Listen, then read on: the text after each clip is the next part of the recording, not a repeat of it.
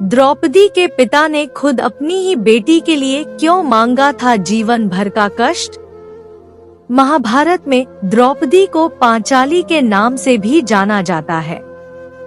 द्रौपदी 5 पांडवों की पत्नी थी और पांचाल देश के राजा द्रुपद की पुत्री थी। महाभारत की कथाओं के मुताबिक महाभारत के मुख्य किरदारों में से एक द्रौपदी अग्नि से जन्मी थी।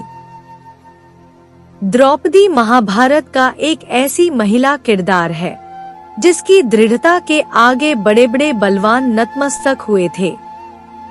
रात स्मरणीय 5 कन्याओं में द्रौपदी का भी नाम है, जिन्हें चिरकुमारी कहा जाता है।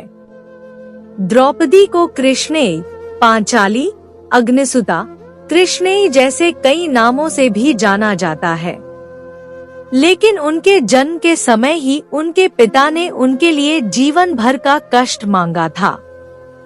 जानिए आखिर क्या है महाभारत का ये कथा। जब पांडव और कौरवों की शिक्षा पूरी हुई तो उन्होंने द्रोणाचार्य को गुरु दक्षिणा लेने की बात कही थी, लेकिन द्रोणाचार्य को पांचाल नरेश द्रुपद के द्वारा किया गया अपना अपमान याद आता है और वह राजकुमारों से कहते हैं कि उन्हें गुरुदक्षिणा में पांचाल नरेश द्रुपद चाहिए, जो द्रौपदी के पिता थे। ऐसा हुआ भी। इसके बाद अर्जुन ने द्रुपद को बंदी बना लिया और गुरु द्रोणाचार्य के सामने पेश किया था। अर्जुन ने उनके आधे राज्य को जीतकर ऋषि द्रोण को दे दिया था। तभी से गुरु द्रोण और द्रुपद के बीच दुश्मनी शुरू हुई थी। इसी बदले को पूरा करने के लिए द्रुपद पुत्र प्राप्ति की इच्छा से एक बड़ा यज्ञ करते हैं। यहीं से शुरू होती है। द्रौपदी के जन्म पर दी पिता ने मांगा था जीवन भर का कष्ट। किंवदंतियों में कहा जाता है कि जब पुत्र प्राप्ति के लिए द्रुपद ने यज्ञ का आयोजन किया तो उन्हें आहुति देने के बाद पुत्र धृष्टद्युम्न की प्राप्ति हुई थी। पुत्र को देख राजा द्रुपद अत्यंत प्रसन्न हुए। उनका ये पुत्र कवच कुंडल और अस्त्रों के साथ पैदा हुआ था। लेकिन इसी यज्ञ से द्रुपद को एक पुत्री भी ईश्वर के प्रसाद के रूप में प्राप्त हुई। पुत्र की प्राप्ति के लिए ये यज्ञ करने वाला द्रुपद पुत्री नहीं चाहता था, इसलिए उसने यज्ञ में आहुति देने से मना कर दिया।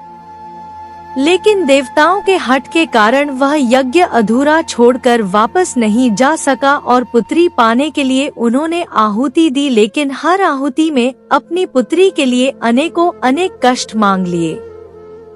यज्ञ से उत्पन्न होने के कारण ही द्रौपदी को यज्ञसेनी भी कहा जाता है। पुत्र प्राप्ति के लिए द्रुपद ने यज्ञ का आयोजन किया तो उन्हें आहुति देने के बाद पुत्र धृष्टद्युम्न की प्राप्ति हुई थी। द्रुपद की यही पुत्री द्रौपदी उनकी चहेती बेटी बनी, लेकिन पिता यज्ञ के समय ही अपनी बेटी के लिए जीवन भर के कष्ट मांग चुका था। यही कारण है कि पांडवों की पत्नी होते हुए भी वनवास, अज्ञातवास, चीर हरण से लेकर महाभारत जैसा भीषण युद्ध देखने और अपनी संतानों को मरता देखने तक द्रौपदी ने जीवन भर कष्ट भुगते। द्रौपदी ने कदम कदम पर बहुत सारे दुख देखे।